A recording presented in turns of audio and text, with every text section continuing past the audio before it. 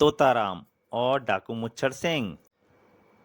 दरोगा हनुमान सिंह और मुच्छर सिंह की लड़ाई के बीच में दरोगा हनुमान सिंह मुच्छर सिंह की मूंछ पकड़ लेता है, तो मुच्छर सिंह को अपनी मूंछ काटकर वहां से भागना पड़ता है।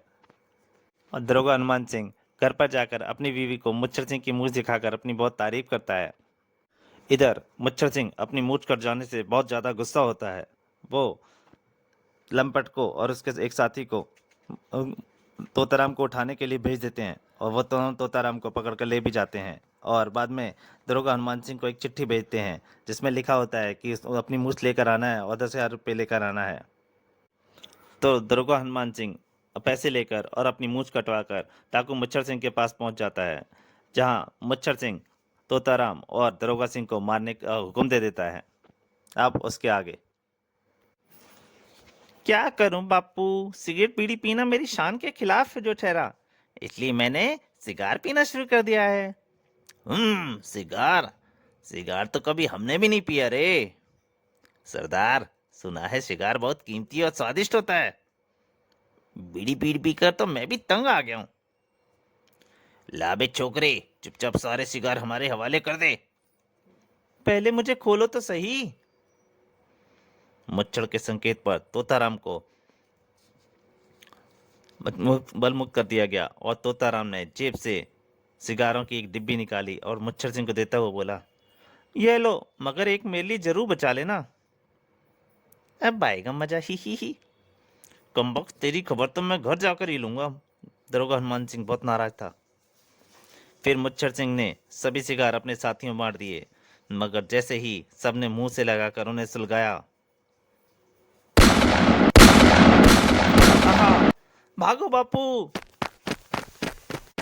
मुच्छर सिंह चिल्ला उठा, उफ, पकड़ो उन्हें, बचकर न जाने पाए। लेकिन किसी में भी उनका पीछा करने की शक्ति शेष नहीं बची थी। पोपट सिंह, तोताराम और दरोगा हनुमान सिंह ने दौड़ लगा दी। उधर जब हनुमान सिंह दरोगा तोताराम के साथ अपने घर पहुंचा, माँ, मेरा तोता। हाँ, तोते भैया लौट आए। अरे नहीं मम्मी, बापू तो बेकार ही डर कर वहां चले आए, मैं तो वैसे भी शाम तक लौट आता। और ये लो, ये सारे रुपए वापस तिजोरी में रख दो। तुझे कहीं चोट वोट तो नहीं लगी ना बेटे? इधर, तो क्या तुम रुपए भी वापस ले आए हो? हाँ माँ, मगर मुझे अफसोस है कि बापू की मूछें नहीं बचा सका। इसमें तुम्हारी कोई गलती नहीं बेटे, होनी को कोई नहीं टाल सकता। अजी अब छोड़ो भी उस शैतान की बातें, कुछ याद भी है? परसों अपने तोताराम का 16वां जन्मदिन है, और अभी सबको निमंत्रण पत्र भी बांटने बाकी हैं। 16वां जन्मदिन? ओह, मैं तो भूल ही गया था। माँ, मेरे 16वें जन्मदिन की पार्टी शानदार होनी चाहिए। तू चिंता मत कर बेटे, मैंने सब इंतजाम कर लिया है। वाह, फिर तो खूब मजा आएगा। उसके बाद पारो हनुमान सिंह के साथ अपने परिचितों को निमंत्रण पत्र देने चली गई, तो तोताराम अपने मित्रों को। उधर डाकू मुच्छर सिंह के अड्डे पर, एक बुरी खबर है सरदार। क्या बात है रे लालू? आपके सबसे बड़े दुश्मन के बेटे का जन्मदिन कल बड़ी धूमधाम से मनाया जाएगा। बड़े बड़े पुलिस अधिकारी भी आ रहे हैं। हम्म, यह तो बड़ी खुशी की बात है रे लालू। अब हम उस बंदर और बंदर की औलाद को उसका सबक सिखाएंगे कि इसके हाथों के तोते धुएं की तरह उड़ जाएंगे। हा हा हा। मगर सरदार, योजना क्या है? सुनो मेरी योजना। उसके बाद डाकू मुच्चर सिंह अपनी योजना समझाने लगा। अगले दिन तोताराम की पार्टी में, बेटे को 16वां जन्मदिन मुबारक हो हनुमान सिंह जी। शुक्रिया, मेरी ओर से इत्तेफाक ग्रहण करो बेटे। तभी फुलवा भी एक पुलिस अधिकारी का रूप बनाकर पहुंच गया। पुलिस वालों की इस भीड़ में कोई मुझे नहीं पहचान पाएगा। सरदार ने क्या योजना बनाई है? अब जल्दी से यह तोहफा तोताराम को दे आऊं। मुबारक हो तोताराम बेटे। Thank you uncle. फुलवा बोला, जरा इस तोहफे को संभाल कर रखना, इसमें कीमती कांच का सामान है। ओह, अच्छा हुआ जो आपने पहले ही बता दिया। बापू, जरा इसे संभाल कर दूसरे कमरे में रख दीजिए। अब खिसक चलूं यहां से?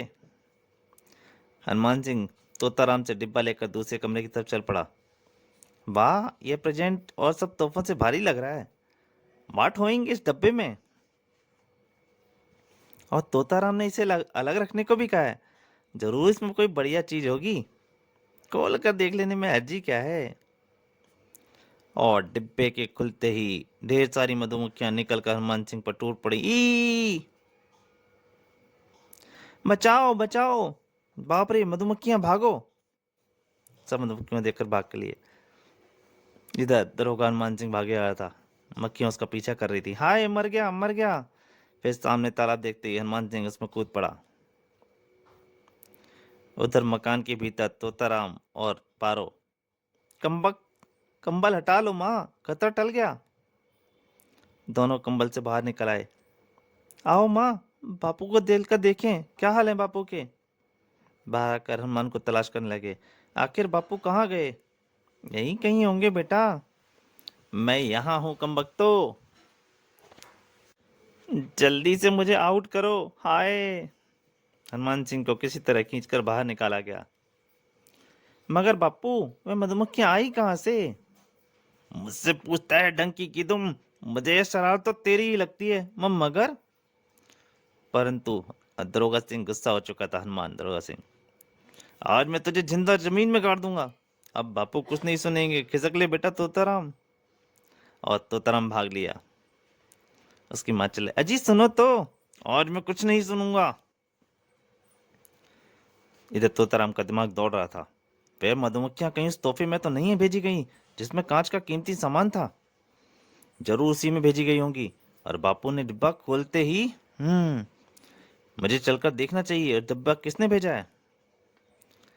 फिर जब उसने डिब्बा देख खोला तो डाकू मुच्छर सिंह की ओर से एक छोटी प्यारी सी भेंट। ओह, तो ये सारी कारिस्तान डाकू मुच्छर सिंह की है।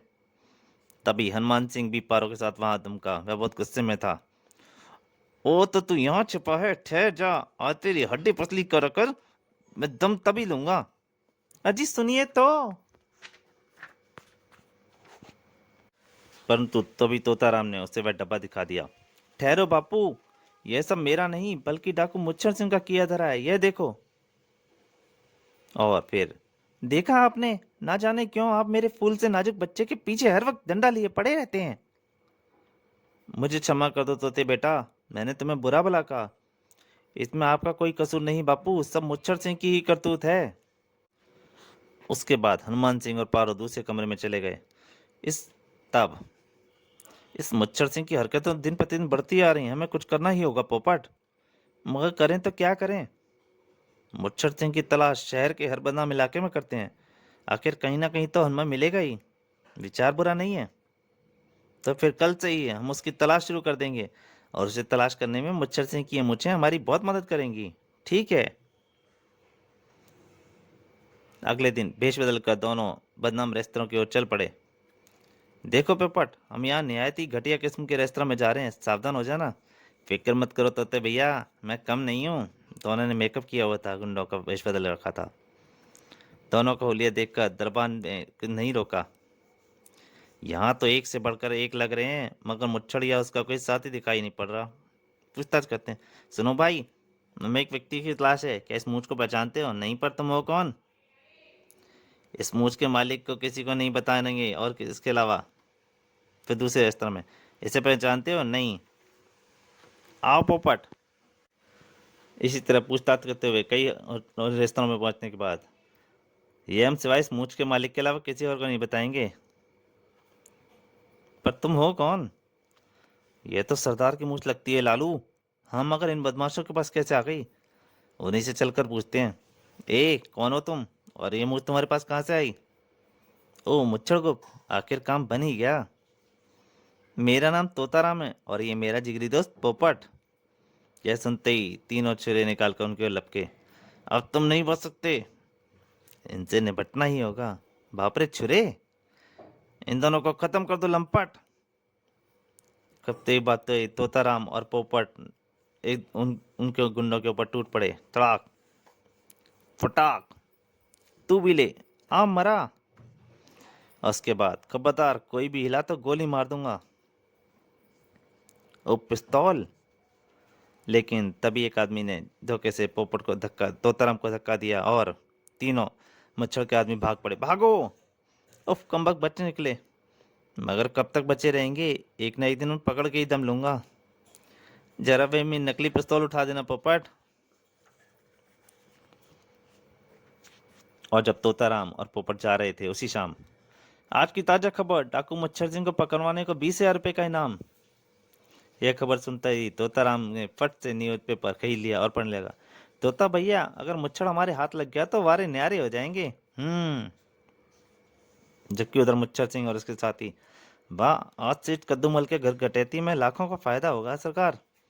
लेकिन मेरे दिल को तभी चैन पड़ेगा जब मैं सबसे बड़े दुश्मनों को किनारे लगाऊंगा। उनसे तो हमें आज सुबह ही हिसाब चुकाना है सरदार। आज सुबह का हिसाब भी चुकाना है।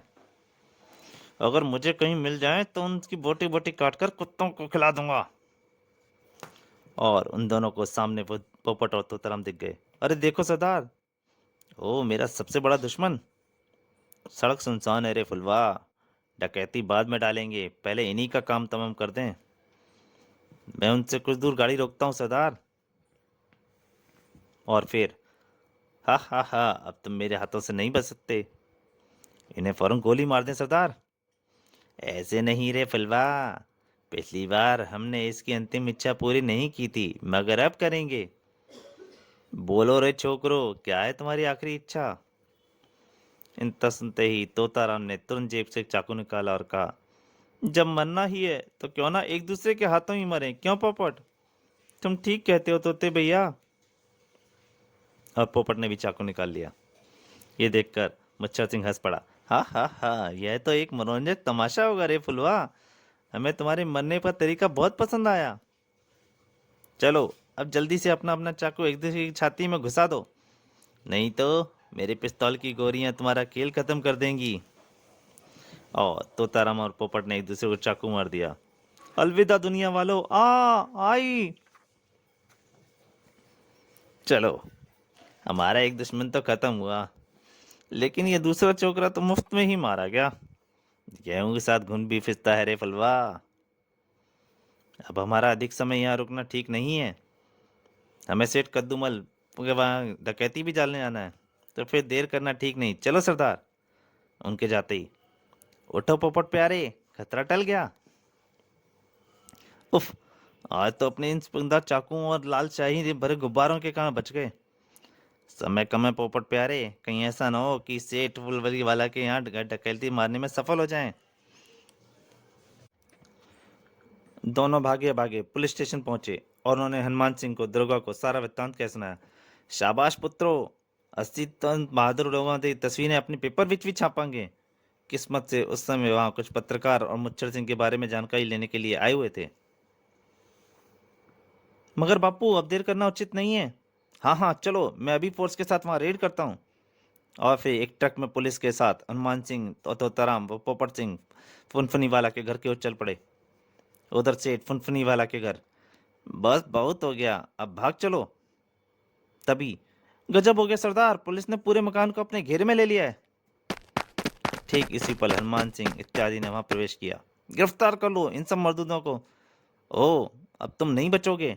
मच्छर सिंह ने अपनी पिस्तौल से फायर करना चाहा, परंतु तभी, इससे पहले वह फायर करता, ताक, उसकी पिस्तौल उसके हाथ से छूट गई थी। एक गुलेल आकर लगी थी उसकी पिस्तौल पे।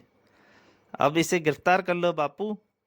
तुम जिंदा हो? मच्छर सिंह तोतराम को देखकर हैरत में पड़ गया। तभी पोपट ने प्रवेश किया। हमें मारना हंसी खेल नहीं है मुच्छर सिंह। ओ तुम भी। और लगा दो इन सबको हथकड़ियां, बुरे फंसे।